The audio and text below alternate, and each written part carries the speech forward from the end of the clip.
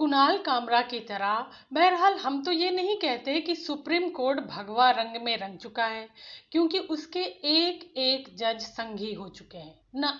हम ये बिल्कुल नहीं कहते। हम ये भी नहीं कहते कि अब अदालत ही संघ की शाखा का मैदान है, जहां संघी जज नमस्ते सदा वत्सले की रोशनी में फैसले दे रहे हैं ना। हम ये भी कतई नहीं कहते, और आप भी मत कहिएगा।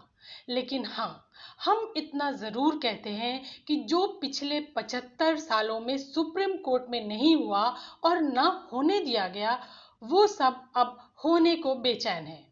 जी हाँ, अगर सब कुछ ठीक चलता रहा, सब कुछ प्लान के मुताबिक चलता रहा, तो हो सकता है कि आने वाले दिनों में भारत से धर्मनिरपेक्ष राज्य का तमगा छिन जाए। 2 सितंबर को सुप्रीम कोर्ट के सीजेआई यू ललित ने केंद्र की मोदी सरकार को नोटिस भेजा है। नोटिस इस बात का है कि आने वाली 23 सितंबर से ये सुनवाई होनी है कि संविधान में धर्मनिरपेक्षता और समाजवादी शब्द रहेगा या नहीं रहेगा। जी हाँ, भारत के संविधान की प्रस्तावना से धर्मनिरपेक्षता और समाजवादी शब्द को हटाने की मांग करते हुए भाजपा नेता सुब्रमण्यम स्वामी ने सुप्रीम कोर्ट में एक याचिका दायर की है। अपनी याचिका में पूर्व प्रधानमंत्री इंदिरा गांधी के शासनकाल का हवाला देते हुए कहा गया है कि 1976 में 42वें संविधान संशोधन के समय संविधान की प्रस्तावना में 2 नए शब्द जोड़े गए थे, धर्मनिरपेक्षता और समाजवाद। स्वामी ने केशवानंद भारती केस 1973 का हवाला देते हुए कहा कि प्रस्तावना संविधान का अंग है, इसमें बदलाव नहीं किया जा सकता।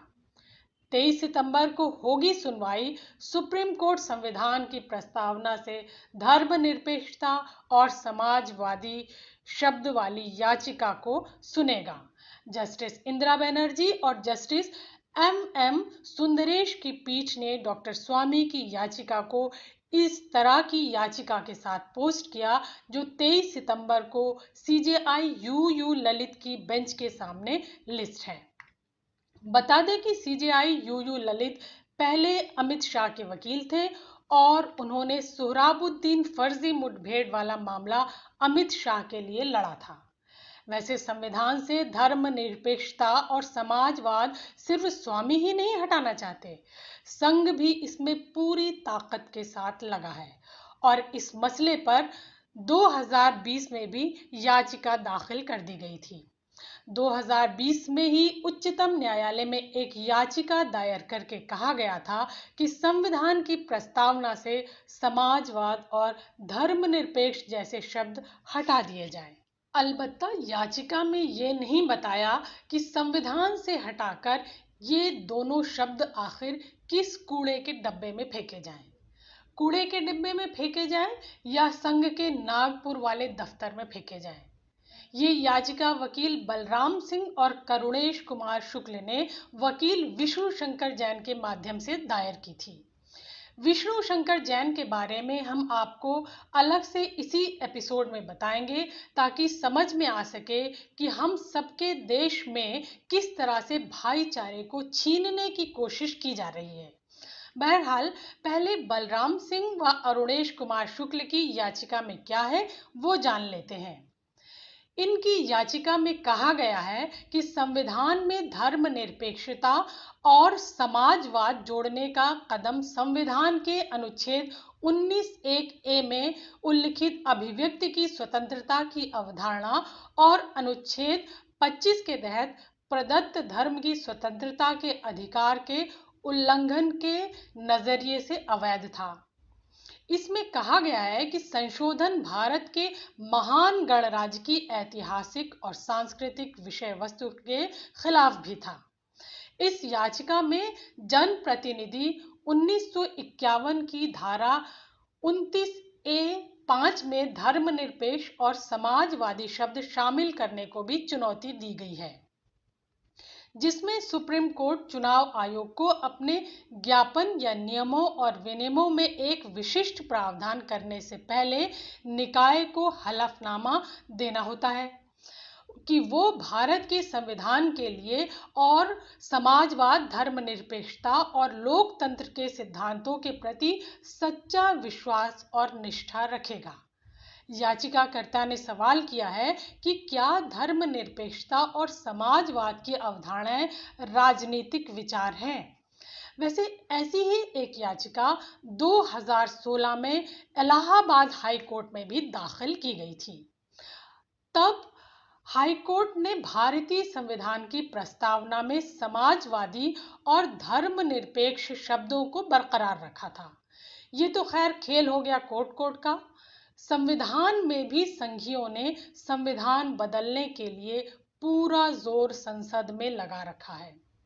भाजपा सांसद के जे अल्फोंस भी भाजपा में इससे रिलेटेड एक प्राइवेट बिल लेकर गए थे, जिसमें उन्होंने प्रस्तावना से समाजवादी शब्द हटाने का प्रस्ताव पेश किया था।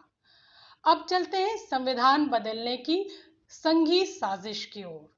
द संडे प्रोफाइल के पत्रकार अपूर्व विश्वनाथ ने हरिशंकर जैन और विष्णु शंकर जैन की जोड़ी की पूरी पोल पट्टी खोली है।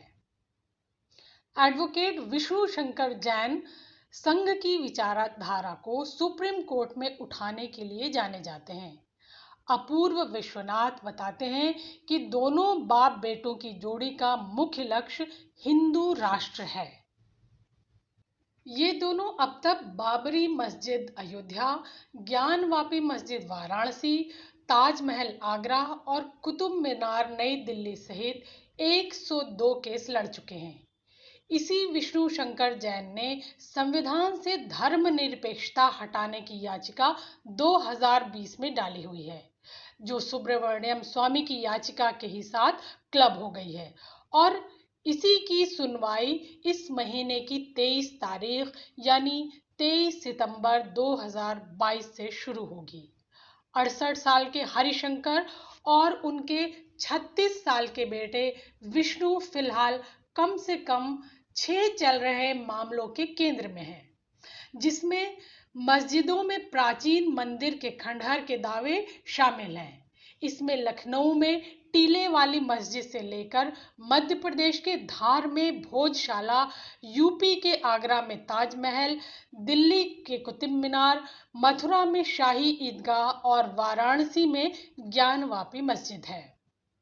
जैन पिता पुत्र की तरफ से दायर किए गए केसों ने देश भर में इसी तरह के दावों की एक सीरीज शुरू कर दी है और पूजा स्थल विशेष प्रावधान अधिनियम 1991 के कुछ प्रावधानों को चुनौती दी है। सिर्फ वर्ष 2021 में जैन पिता पुत्र ने ज्ञानवापी मस्जिद मुद्दे पर 7 मामले दर्ज किए, जिनमें गंगा नदी और देवी नंदी और मां श्रृंगार गौरी की ओर से मामले शामिल हैं। मूल रूप से उत्तर प्रदेश की राजधानी लखनऊ से ताल्लुक रखने वाले हरिशंकर को साल 1993 में एक केस में विजय हासिल हुई थी। ये उनके लिए बड़ी जीत थी। ऐसा इसलिए क्योंकि तब उन्हें बाबरी मस्जिद के दरवाजे हिंदुओं के लिए पूजा के लिए खोलने से जुड़ा कोर्ट का आदेश मिल गया था। जैन के बेटे विष्णु तब से उनकी इस पेशे में मदद कर रहे हैं। बड़ी घनी दाढ़ी और माथे पर काले टीके के साथ हरिशंकर साल 2019 के सुप्रीम कोर्ट के फैसले तक अयोध्या राम जन्मभूमि मंदिर मुद्दे पर टीवी डिबेट पर एक जाना पहचाना नाम थे। पिता के लिए वर्ष 1993 में अयोध्या मामले से शुरू हुआ था। ये उनकी याचिका पर था कि जिला जज कृष्ण मोहन पांडे ने आदेश दिया कि मस्जिद के गेट हिंदुओं की पूजा के लिए खोले जाएं। विश्व हिंदू परिषद के उपाध्यक्ष और अयोध्या में मंदिर ट्रस्ट श्री राम जन्मभूमि तीर्थ क्षेत्र के महासचिव चंपत राय के मुताबिक हरिशंकर तब तक स्वतंत्र वकील थे। एक दिन वह कोर्ट गए और जज से बोले कि देवता पिछले 8 दिनों से भूखे हैं। जज ने हमें पूजा करने की अनुमति दी और इसने मामले की दिशा को अपरिवर्तनीय रूप से बदल दिया। 1993 की जीत के बाद हरिशंकर टीम का हिस्सा बन गए। बाद में जब यूपी के तत्कालीन सीएम मुलायम सिंह यादव ने इलाहाबाद हाई कोर्ट में जज पांडे को नियुक्त करने पर आपत्ति जताई, तो जैन ने एक और याचिका दायर की और जज का समर्थन किया। जैन ने तब केस जीत लिया था और जस्टिस पांडे को अंततः मध्य प्रदेश हाई कोर्ट की ग्वालियर बेंच में नियुक्त किया गया। बाहर के लोगों का मानना है कि इस पदोन्नति ने निचली न्यायपालिका को एक संदेश भेजा। साल 2019 में रिटायर हुए इलाहाबाद हाईकोर्ट के एक जज ने बताया, पूरी प्रक्रिया उतनी ही राजनीतिक थी जितनी इसे मिल सकती थी।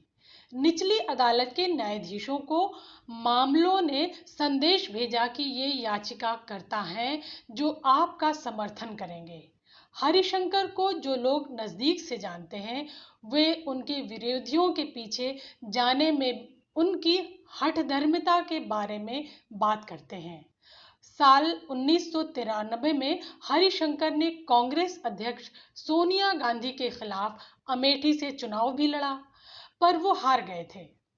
उन्होंने इसके बाद इलाहाबाद हाई कोर्ट में एक याचिका दायर कर गांधी के चुनाव को इस आधार पर चुनौती दी कि वो एक इटली मूल की नागरिक हैं और भारतीय नहीं हैं।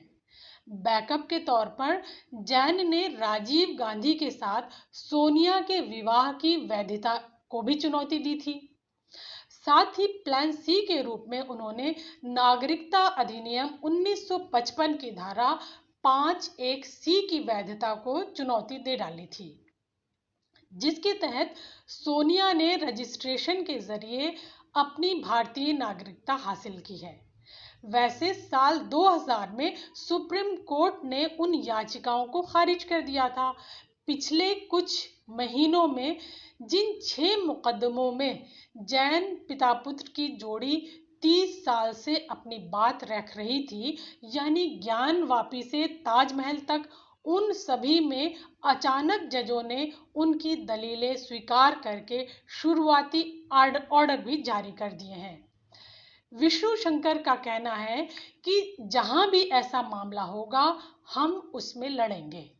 इतना ही नहीं, बाप बेटे की जोड़ी ने कानूनी जागरूकता से हिंदू क्रांति के अपने बड़े मोटो के लिए दायर 102 मामलों की लिस्ट बनाई है। इनमें पटाखों पर बैन से लेकर ओवैसी के नेतृत्व वाले ऑल इंडिया मजलिसे इत्तेहादुल मुस्लिमीन के राजनीतिक दल के रूप में रजिस्ट्रेशन को चुनौती देने से लेकर वक्फ अधिनियम को चुनौती तक देना शामिल है। अब ये अलग बात है कि इनमें से कई मामलों को खारिज कर दिया गया है। विष्णु शंकर कहते हैं, हिंदू राष्ट्र की स्थापना का लक्ष्य हासिल किया जाएगा, क्योंकि लोग कम से कम मुद्दों से अवगत हो जाएंगे। मेरा सवाल यह है कि हिंदू राष्ट्र की स्थापना का लक्ष्य हासिल करने की बात में आपको क्या विष्णु शंकर ही नजर आते हैं? पेंशनपति, माफी वीर, बुलबुलकर तो नहीं दिखाई दे रहे हैं क्या आपको? अच्छा, चलते चलते एक और बात आपको बता दें कि दोनों पिता पुत्र गोवा की सनातन संस्था से भी जुड़े हैं, जो कि कानूनी रूप से घोषित एक आतंकवादी समूह है। इस संगठन का नाम एसआईटी की दायर 9000 पन्नों की चार्जशीट में भी शामिल है, जो नरेंद्र दाभोलकर, गोविंद पनसरे, एमएम कलबुर्गी और गौरी लंकेश की हत्याओं में दायर हुई थी।